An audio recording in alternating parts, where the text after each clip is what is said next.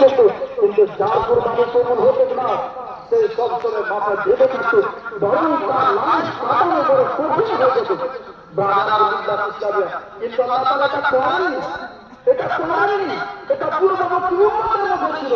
আমাদেরকে আল্লাহ তাবারক ওয়া তাআলা ওই জিনিসটা গোপনে রেখেছেন এবং আল্লাহ তাবারক ওয়া তাআলা আমাদেরকে বলে দিয়েছেন যে হে আমার বান্দা বান্দীরা, তোমরা আমার প্রতি আশা রাখো, আমি কোরবানি কবুল করবো, বলুন সুবহানাল্লাহ।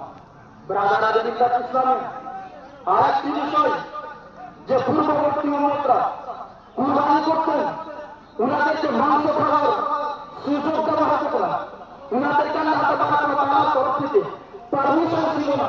কিন্তু যখন প্রথা আছে, আমরা কুরবানির উম্মতে আল্লাহ তাবারক ওয়া তাআলা বলেন, কুরবানি খাওয়া করবে না, তুমি কুরবানি করো তো খুশি খাও, আর সব কেন তুমি খাও, আর যে মনে মুসলিম খেলা সুবহানাল্লাহ।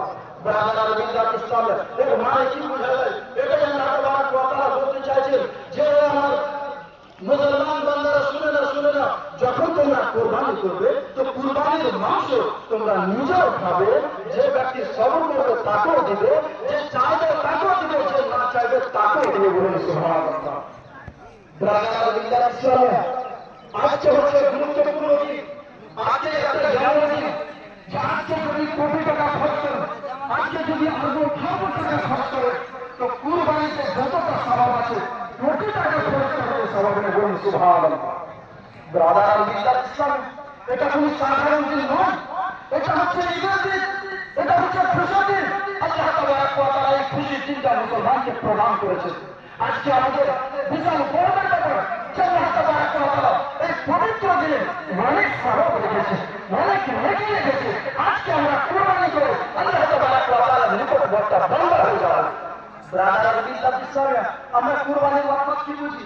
আজকে ছাগল জবাই করে দিলাম, আজকে গরু জবাই করে দিলাম, আজকে মুখ জবাই করে দিলাম, আজকে দুম্বা জবাই করে দিলাম, তারপরে আমি ভুল পথ চলবো, সেটা নয়, সেটা নয়। মনে রাখতে হবে কুরবানি যে শব্দটা আমরা ব্যবহার করি, এটা উর্দু শব্দ যারা বলি অথবা বাংলাতে বলি, এর আরবি শব্দ হলো কোরবান, এর আরবি শব্দ হলো কোরবান।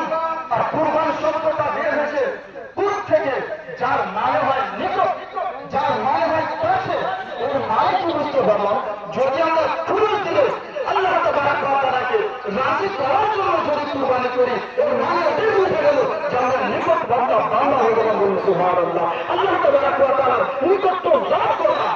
ব্রাদার বিল্লাহ ইসলামিয়া, আমাদের এই কুরবানির আজ কুরবানির দিন থেকে এটা মেসেজ যায় না যে তোমরা ছাগল জবাই করো, তোমরা দুম্বা জবাই করো, তোমরা উট জবাই করো, ভুলে যাও, এটা মেসেজ যায় না।